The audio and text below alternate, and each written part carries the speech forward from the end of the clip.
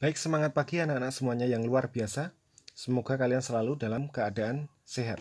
Nah, kali ini kita akan belajar tentang penerapan nilai Pancasila dalam kehidupan sehari-hari.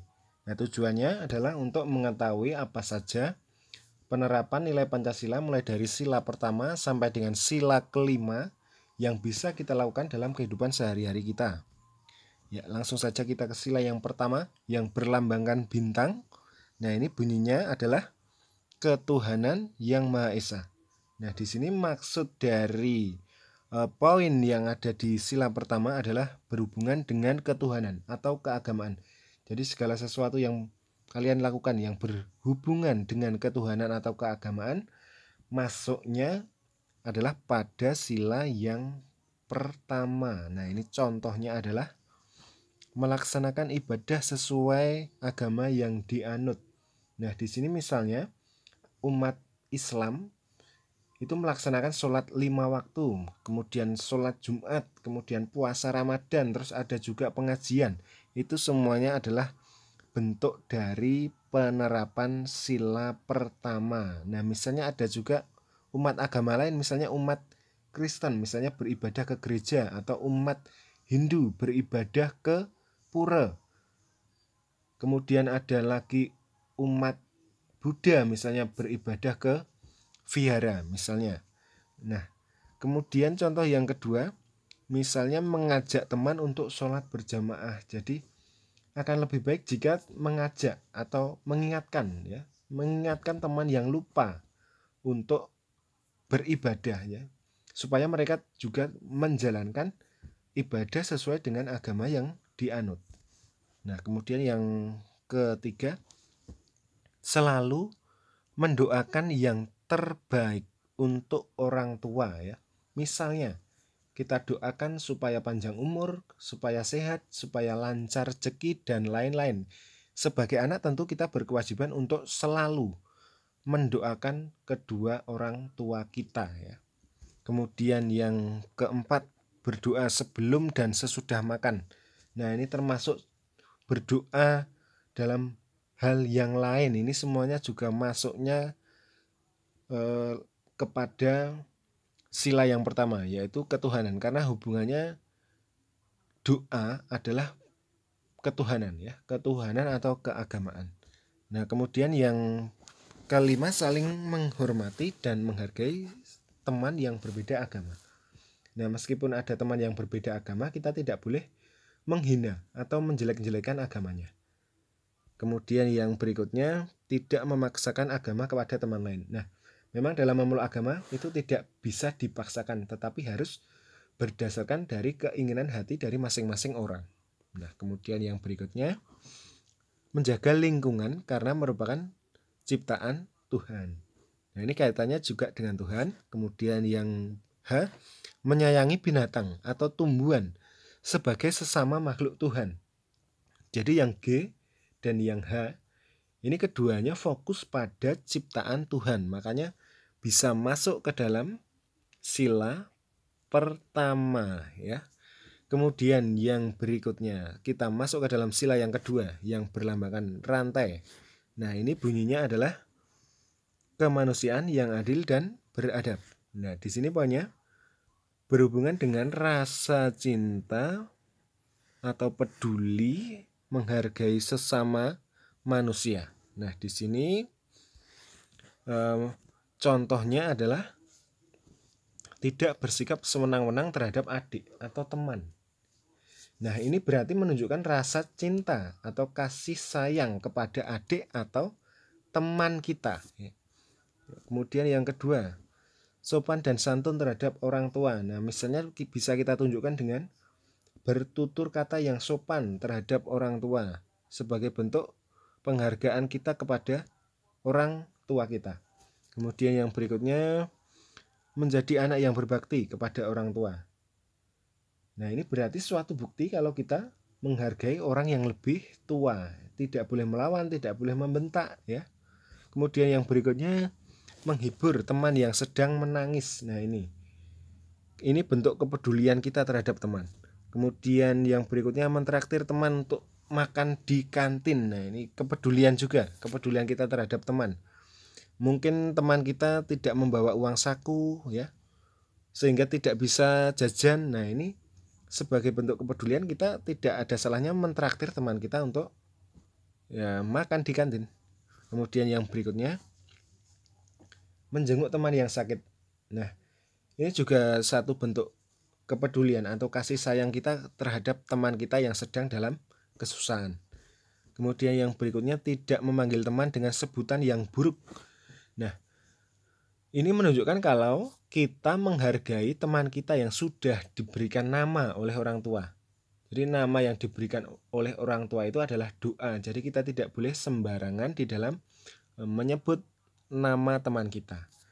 Kemudian yang terakhir, membantu korban bencana alam. Nah, membantu itu berarti menunjukkan kepedulian terhadap sesama manusia. Jadi sesuai dengan poin dari sila kedua ya. Nah, kemudian kita lanjut ke sila yang ketiga. Nah, sila yang ketiga itu lambangnya pohon beringin. Nah, kemudian bunyinya Persatuan Indonesia. Nah, di sini poinnya kita lihat dulu. Berhubungan dengan persatuan dalam segala perbedaan.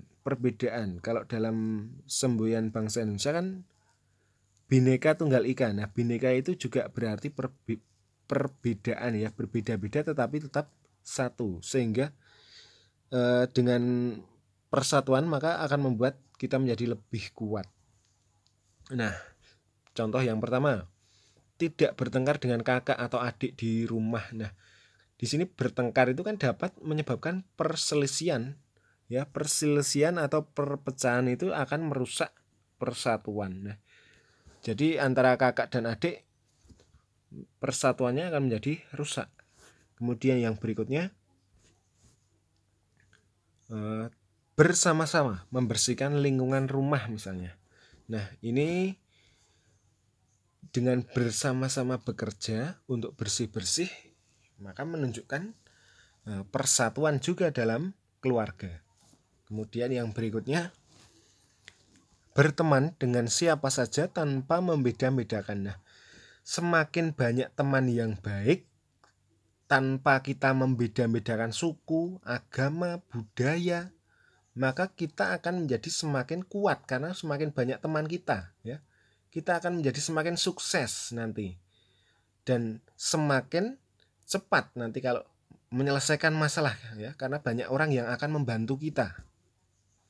Kemudian yang berikutnya, bekerja sama dalam menyelesaikan tugas kelompok. Nah, jika dalam satu kelompok itu mampu bekerja sama dengan baik, mampu bersatu padu, maka tugas akan terselesaikan dengan baik dan lebih cepat. Kemudian yang kelima, menghindari perkelahian dengan teman.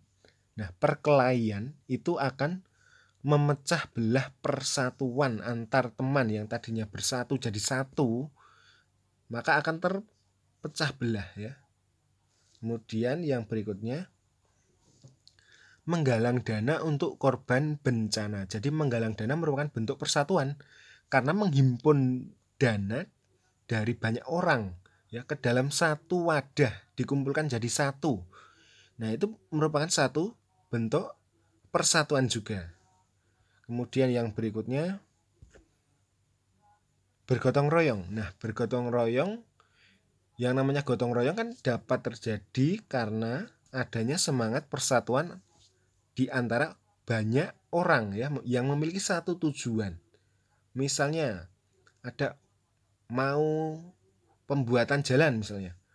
Jadi untuk pembuatan jalan kan dibutuhkan banyak tenaga. Nah, kalau dilakukan dengan gotong royong tentunya akan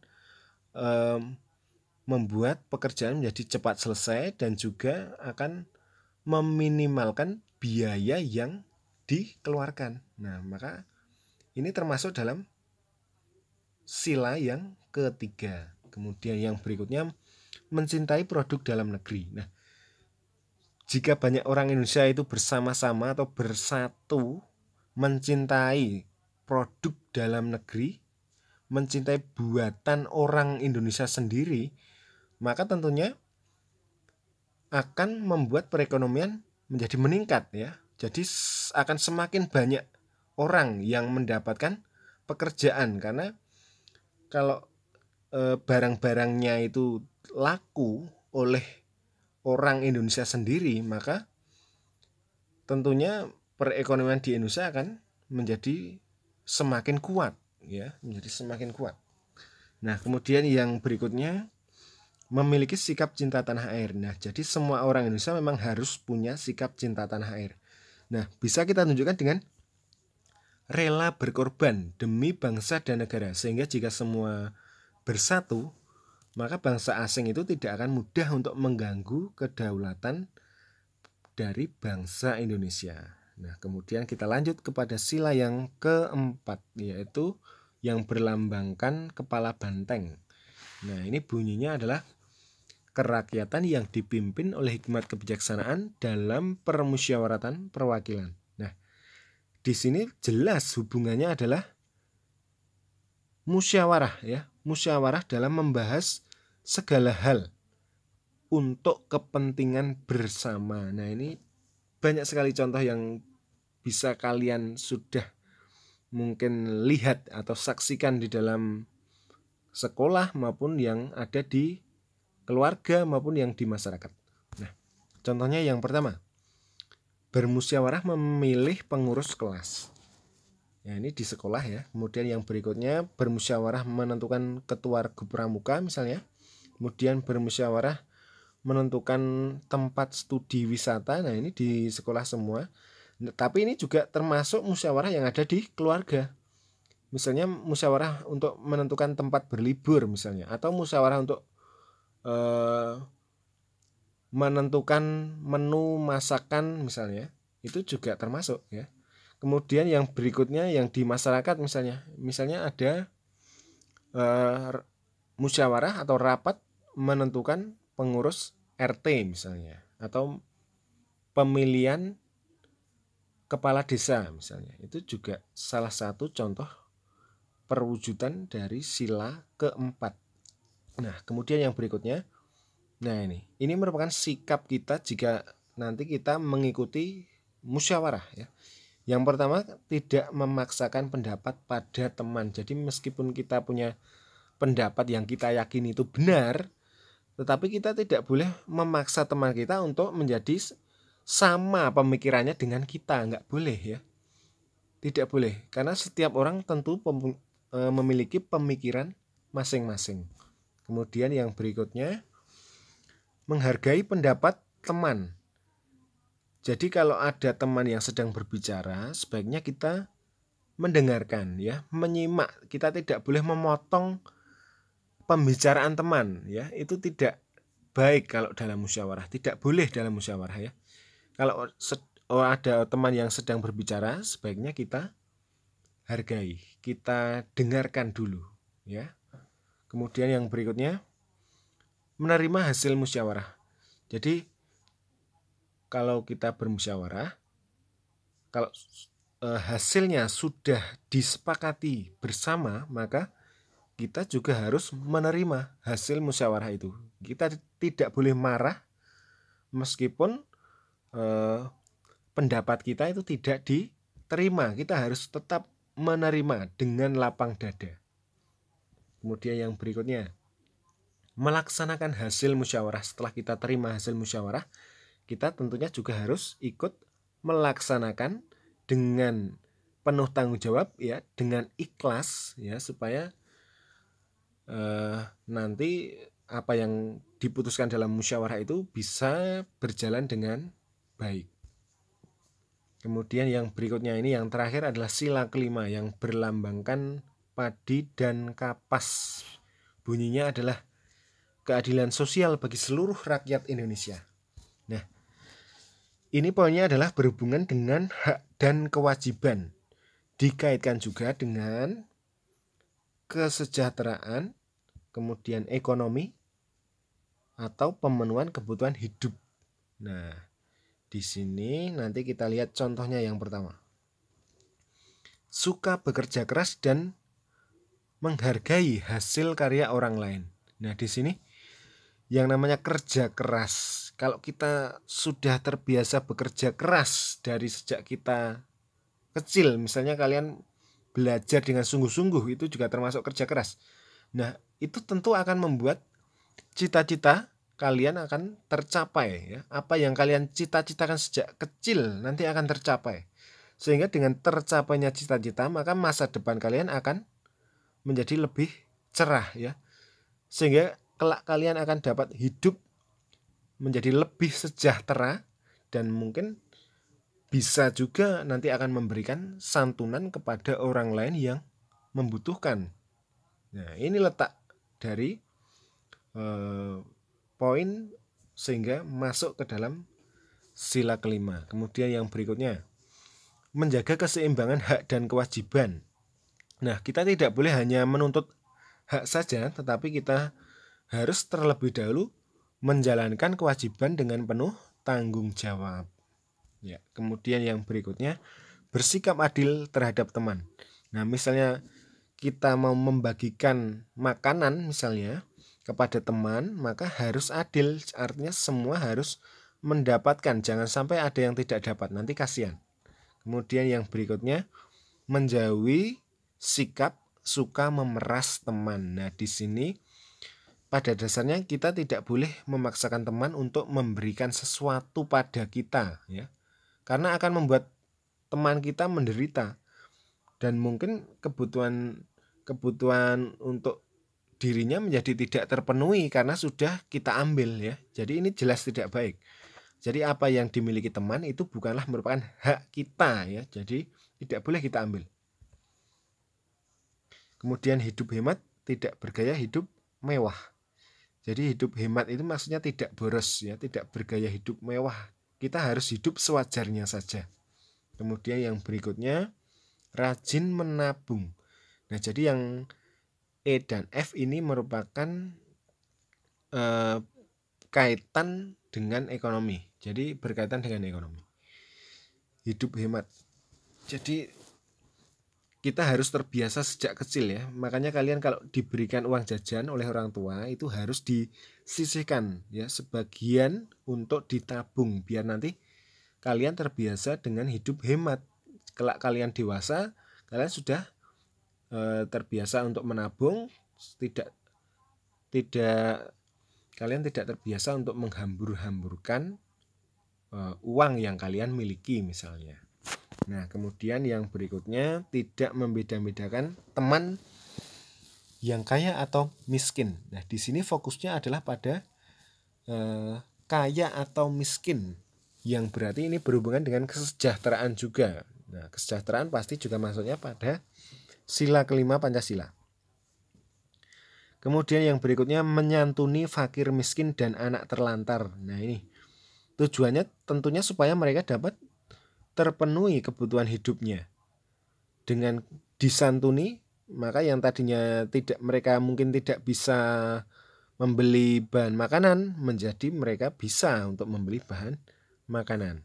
Kemudian yang berikutnya, bergotong royong membangun rumah warga yang tidak mampu. Nah, jadi semangat gotong royong tentunya dapat meringankan beban warga yang tidak mampu untuk memperoleh tempat tinggal yang layak sebagai salah satu kebutuhan hidupnya. Jadi gotong royong tidak hanya ada di sila ketiga, tetapi juga ada di sila kelima. Kalau yang di sila ketiga itu kan fokusnya gotong royongnya, yang merupakan